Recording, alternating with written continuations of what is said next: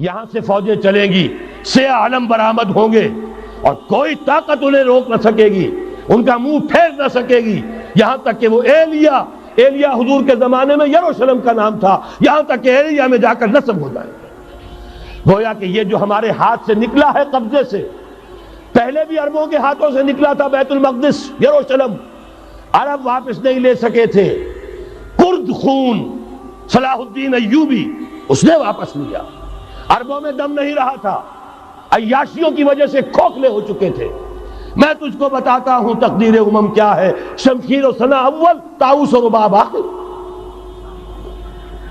یہی وجہ ہے کہ تقریباً 20 صدی کے بعد ان کی حکومت ختم۔ آشمارا حق بود گر خون بارد بر زمین، بر زوال ملک مستعصم امیر المومنی۔ یہ ہوا کہ نہیں ہوا؟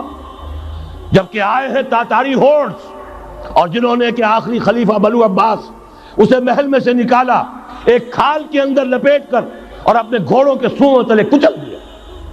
عرب معزول کر دیے گئے تھے، لیکن اب دوبارہ عربوں کو جب سہارا ملا ہے، لیکن اب بھی انہوں نے کہیں اسلام قائم نہیں کیا۔ کوئی روس کا غلام رہا، کوئی امریکہ کا غلام رہا، کسی نے اس کا ساتھ دیا، کسی نے اس کا ساتھ دیا۔ تہذیب ہے تو مغربی، تمدن ہے تو مغربی، وضع میں تم ہو نصارہ تو تمدن میں ہنود۔ یہ مسلمان ہیں جنہیں دیکھ کے شرمائے یہود۔ یہی معاملہ جب ان کا ہوا تو اب اللہ تعالیٰ کی طرف سے ان کے اوپر وہ عذاب کی بھٹی گرم ہونے والی ہے۔ لیکن اس کے بعد پھر یہاں سے جائیں گے وہ جو ان کی مدد کریں گے، اور یہ ایلیا کو واپس لینے والے یہ مشرق سے چلنے والے لشکر ہوں گے۔ یہ اسی علاقے میں جب انقلاب آ جائے گا، یہ علاقہ خراسان اور پاکستان، جب یہاں نظام خلافت قائم ہوگا، یہاں سے اسلام کی توسیع ہوگی، اور یہاں سے جانب مشرق ہند اور جانب مغرب یہ جو یہودیوں کا سیلاب آ رہا ہے، ان دونوں کا مقابلہ کرنے کے لیے انشاءاللہ العزیز، ورنہ یہ اصابتان جو ہے ایک حدیث میں جمع کرنے کی کوئی اور حکمت ہو نہیں سکتی، ورنہ تو ہندوستان پہ کئی لشکر آئے ہیں، لیکن یہ کہ در حقیقت اسی وقت جبکہ عالم عرب میں وہ بھٹی دہکے گی، اسی وقت یہاں انقلاب آ چکا ہوگا۔ ایک طرف یہاں سے مدد کے لیے لشکر جائیں گے کہ جو مسلمان عرب جو ہیں ان کی مدد کریں گے، حضرت مہدی کے جھنڈے تلے لڑیں گے، حضرت مہدی کی حکومت کو مستحکم کریں گے، یؤتون للمہدی۔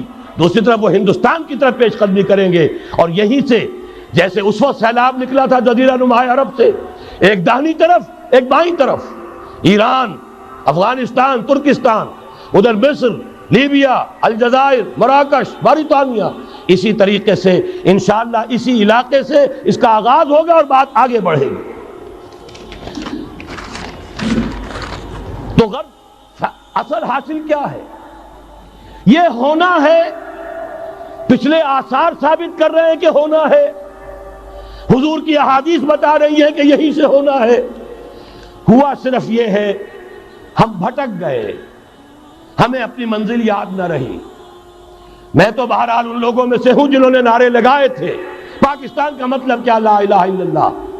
میں سن 46 میں یہاں حبیبیہ ہال میں قائد اعظم نے مسلم اسٹوڈنٹ فیڈریشن کے جس اجلاس کو خطاب کیا تھا، ضلع حصار سے جو 2 ڈیلیگیٹ آئے تھے ان میں سے ایک میں تھا۔